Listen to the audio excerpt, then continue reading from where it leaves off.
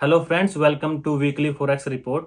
ये रिपोर्ट में हर संडे को लेके आता हूँ और इसमें हम डिस्कस करते हैं कि पिछले वीक मैंने कितने ट्रेड लिए, उसमें से कितने प्रॉफिटेबल थे, कितने लॉस में गए और कौन कौन से ट्रेड ऐसे थे जो मैंने सेटअप तो लगाया लेकिन मार्केट की मूवमेंट की वजह से वो ट्रेड मिस हो गई। और इसमें एक चीज और ऐड होती है, हम लास्ट वीक फ्राइडे को जब मार्केट क्लोज होती है उसके मूवमेंट के बेस पे प्रिडिक्ट करते हैं कि नेक्स्ट वीक जब मंडे को मार्केट ओपन होगी तो मार्केट का मूवमेंट किस तरफ ज्यादा हो सकता है। तो चलिए शुरू करते हैं। पहला हमारा करेंसी पेयर है एयूडी यूएसडी, मतलब Australian dollar versus US dollar. तो पिछले वीक भी वही हुआ जो 2 वीक पहले हुआ था। मार्केट यहां से इस बॉक्स के अंदर घूमती रही ऊपर नीचे, ना तो ऊपर की साइड ब्रेक किया और ना ही नीचे की साइड ब्रेक किया। तो इस कंडीशन में हमने एंट्री नहीं लेनी है। इसी करके लास्ट वीक इस करेंसी पेयर में कोई ट्रेड नहीं मिला। और अगला करेंसी पेयर आता है यूरो यूएसडी। और इसमें भी देखो सेम कंडीशन जैसे एयूडी यूएसडी में रही थी, पिछले से पिछले वीक ये बॉक्स, उसके बाद मार्केट ने यहां पे ब्रेकआउट किया और उसके बाद फिर हमको एक लार्ज रेंज एरिया यहां पे देखने को मिला है। मार्केट ने यहां पे भी सेम कंडीशन की है, मार्केट नीचे गई, फिर ऊपर, फिर थोड़ी ऊपर, फिर नीचे, फिर ऊपर। तो चेक करिए एयूडी यूएसडी और यूरो यूएसडी दोनों में ही सेम कंडीशन रही है पिछले लास्ट के 3 वीक। और ऐसी कंडीशन में ट्रेड नहीं करना है। अगर आपका एक क्वेश्चन है कि अगर ट्रेड ना लें तो उस टाइम का यूज कैसे करें, तो आप कोई भी ट्रेडिंग से रिलेटेड बुक पढ़ सकते हो, किसी पुराने ट्रेडर का इंटरव्यू सुन सकते हो और उसकी इंपॉर्टेंट थिंग्स नोट डाउन कर सकते हो, या फिर पास्ट की जो मार्केट थी उसकी बैक टेस्टिंग कर सकते हो। अगर ये सब करने का भी मन नहीं है तो आप अपनी गर्लफ्रेंड से बात कर सकते हो, अपने दोस्तों से बात कर सकते हो, जो बकचोदी करनी है कर सकते हो, लेकिन इस मार्केट कंडीशन में ट्रेड नहीं करना है। ये आपको देखना है कि आपको वो टाइम कैसे यूज करना है, but make sure you don't get any trade in this kind of market situation. अगला हमारा करेंसी पेयर है जीबीपी यूएसडी, मतलब पाउंड वर्सेज यूएस डॉलर। देखिए यहाँ पे क्लियरली आपको दिख सकता है, यहाँ से मार्केट ने up side down up side, मतलब अच्छा मूवमेंट जरूर दिखाया अप साइड, लेकिन सबसे बड़ी कैंडल बनी है यहाँ पे। कर देता हूं इसको सबको। जैसे ही मार्केट ने यहां से ब्रेक किया इस ग्रीन कैंडल के साथ, तो हमने फिशिंग रोब एंट्री से यहां पे बाइंग की कंडीशन डाली। कहां पे? बिल्कुल इसके सामने। यहां पे फिशिंग रोब एंट्री कैसे लेते हैं मैं आपको थोड़ा एग्जांपल के लिए बता देता हूं। जैसे मार्केट ऊपर जा रही है आराम से और ऐसे ब्रेकआउट होता है और फिर मार्केट आराम से आ रही है नीचे की तरफ, तो ये जो रिसेंट हाई था इसके बिल्कुल सामने यहाँ पे हम बाइंग की कंडीशन लेते हैं और हम एक्सपेक्ट करते हैं कि मार्केट ऊपर की तरफ जाएगी यहां से। तो ऐसे ही कुछ सिचुएशन यहाँ पे भी क्रिएट हुई, लेकिन यहाँ पे इस हाई की बजाय हम इसको काउंट करेंगे क्योंकि इसके बाद ये हाई बना है। तो रिसेंट हाई हमारा ये है, ना कि ये। हमने जैसे यहाँ पे एंट्री डाली बाय की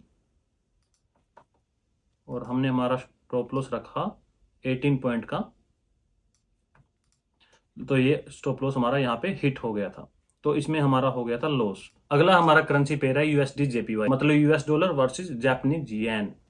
इसमें काफी एक इंपॉर्टेंट चीज हुई जो आई थिंक मैंने हार्डली किसी और वीडियो में डिस्कस की हो, क्योंकि इस करेंसी पेयर में भी एक लार्ज रेंज एरिया में मार्केट अप या डाउन जा रही थी।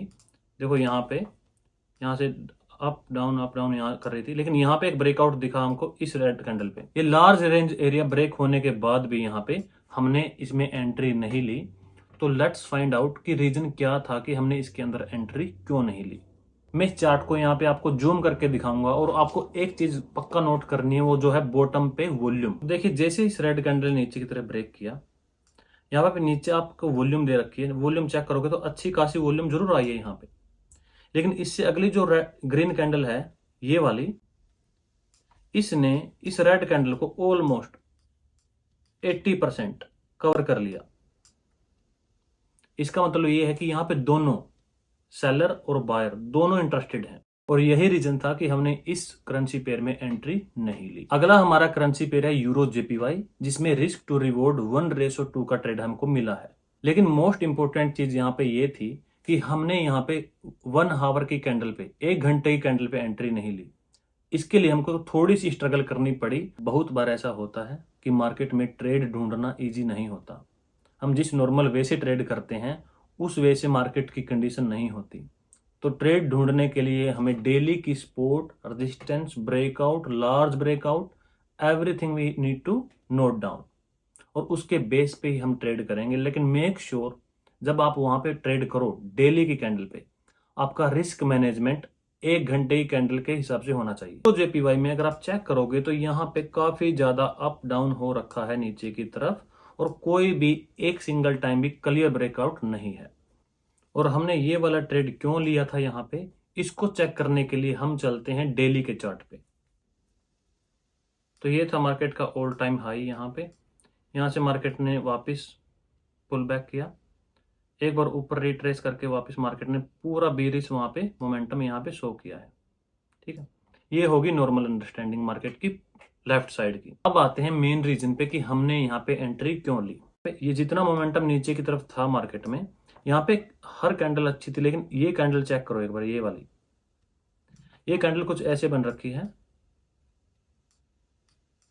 मतलब बायर्स और सेलर दोनों ही इस कंडीशन पे वे आर्ग्यू करते हैं। बायर्स बोलते हैं मार्केट को ऊपर लेके जाना है, सेलर्स बोलते हैं कि मार्केट को नीचे लेके आना है, और इसी बात का फायदा हमें हो गया।